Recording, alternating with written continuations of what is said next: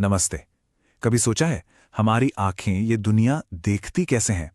या फिर एक साधारण सा शीशा दूर की आकाशगंगाओं के राज कैसे खोल सकता है? इन सब के पीछे जो साइंस है वो है किरण प्रकाशिकी या रे ऑप्टिक्स। और आज हम इसी के रहस्यों में उतरेंगे।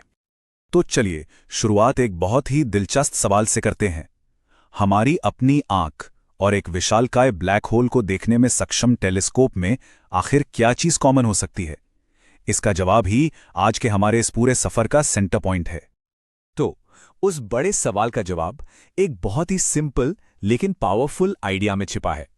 चलिए समझते हैं कि हम जो कुछ भी देखते हैं उसके पीछे का ये आइडिया आखिर है क्या। तो इसे कहते हैं रे ऑप्टिक्स या हिंदी में किरण प्रकाशिकी। अब ये है क्या? ये फिजिक्स का एक मॉडल है जो ये मानकर चलता है कि लाइट यानी प्रकाश हमेशा सीधी लाइनों में चलता है और इन लाइनों को हम कहते हैं किरणें या रेज। सुनने में बड़ा सिंपल लगता है ना, लेकिन ये आइडिया बहुत पावरफुल है। हाँ, पर यहां एक छोटी सी शर्त है।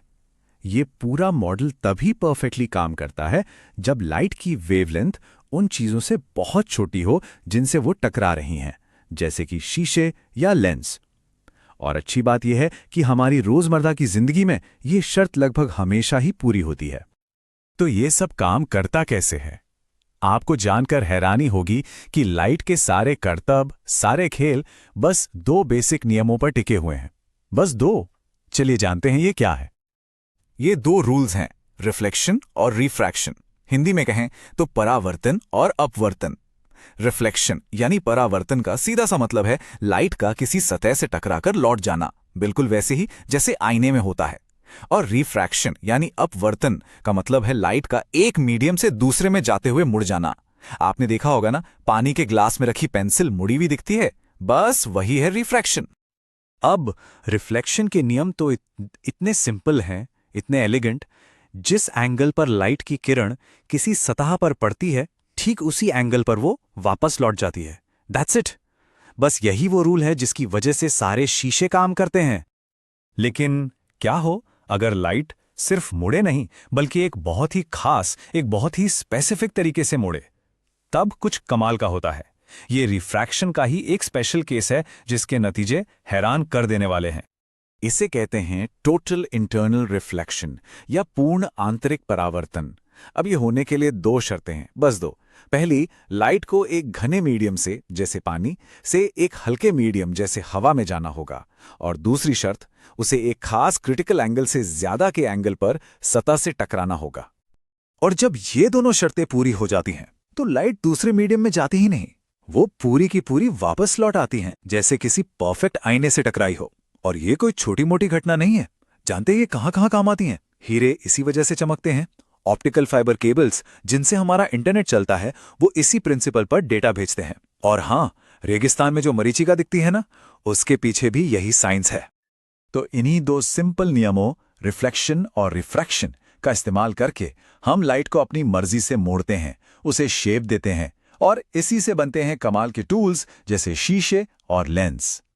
चलिए पहले शीशों को देखते हैं, यानी मिरर्स को। एक होता है कॉनकेव मिरर यानी अवतल दर्पण। ये लाइट को एक जगह इकट्ठा करता है, कन्वर्ज करता है। और दूसरा होता है कॉन्वेक्स मिरर यानी उत्तल दर्पण। ये लाइट को फैला देता है, डाइवर्ज करता है। देखिए, बस एक छोटा सा फर्क और उनका काम पूरी तरह से बदल जाता है। और जब बात आती है लेंस बनाने की, तो इंजीनियर्स के पास एक सुपर पावरफुल टूल होता है। इसे कहते हैं लेंस मेकर का फॉर्मूला। ये इक्वेशन उन्हें किसी भी तरह का, किसी भी पावर का लेंस बनाने में मदद करती है। अब ये फॉर्मूला देखकर घबराना नहीं है, ये बहुत सिंपल है। F का मतलब है फोकल लेंथ यानी वो पॉइंट जहां लाइट फोकस होगी। N बताता है कि कांच लाइट को कितना मोड़ेगा। और R1 R2 लेंस की सतहों के घुमाव यानी कर्वेचर के बारे में बताते हैं। बस इन चीजों को एडजस्ट करके इंजीनियर्स जैसा चाहें वैसा लेंस बना सकते हैं। तो चलिए अब इन्हीं प्रिंसिपल्स को दुनिया के सबसे जरूरी और सबसे पर्सनल ऑप्टिकल इंस्ट्रूमेंट पर लगाकर देखते हैं, हमारी अपनी आंखों पर। आंखों की दो सबसे कॉमन परेशानियां हैं, मायोपिया और हाइपरमेट्रोपिया।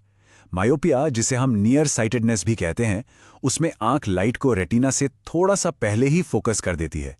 नतीजा, दूर की चीजें धुंधले दिखती हैं। और हाइपरमेट्रोपिया यानी फार साइटेडनेस में इसका उल्टा होता है। फोकस पॉइंट रेटिना के पीछे चला जाता है और पास की चीजें साफ नहीं दिखती। और जानते हैं इसका सॉल्यूशन कितना एलिगेंट है?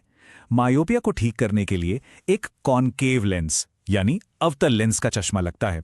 ये लेंस आंख में जाने से पहले लाइट को थोड़ा सा फैला देता है ताकि वो एकदम सही जगह रेटिना पर फोकस हो। और हाइपरमेट्रोपिया के लिए एक कॉन्वेक्स यानी उत्तल लेंस लगता है। ये लाइट को थोड़ा और कन्वर्ज करता है जिससे फोकस पॉइंट वापस रेटिना पर आ जाता है ना? रे ऑप्टिक्स का कमाल का प्रैक्टिकल एग्जाम्पल। और इन्हीं प्रिंसिपल्स का इस्तेमाल करके हम इंसानों ने अपनी नजरों की हदों को तोड़ा है, बहुत छोटे से लेकर बहुत बहुत दूर अनंत तक देखने के लिए। इसके लिए हमारे पास दो मेन टूल्स हैं, माइक्रोस्कोप और टेलीस्कोप। माइक्रोस्कोप हमें उन चीजों को दिखाता है जो बहुत छोटी और पास हैं, उन्हें बड़ा करके। वहीं टेलीस्कोप बहुत दूर की विशाल चीजों से आने वाली लाइट को इकट्ठा करके हमें दिखाता है। दोनों ही लेंस के कॉम्बिनेशन से बने हैं, बस उनका अरेंजमेंट अलग अलग है।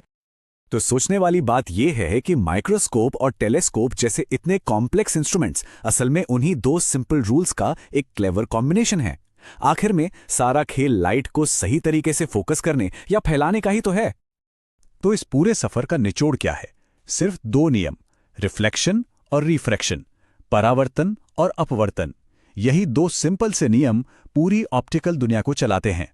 हमारे चश्मे से लेकर सितारों को देखने वाले बड़े बड़े स्पेस टेलीस्कोप तक, सब कुछ इन्हीं पर टिका है। अच्छा, वो पहला सवाल याद है, आंख और टेलीस्कोप में क्या कॉमन है? जवाब है, दोनों ही लाइट को फोकस करने के लिए रिफ्रैक्शन के नियम का इस्तेमाल करते हैं। लेकिन जाते जाते एक सवाल छोड़ जाता हूं।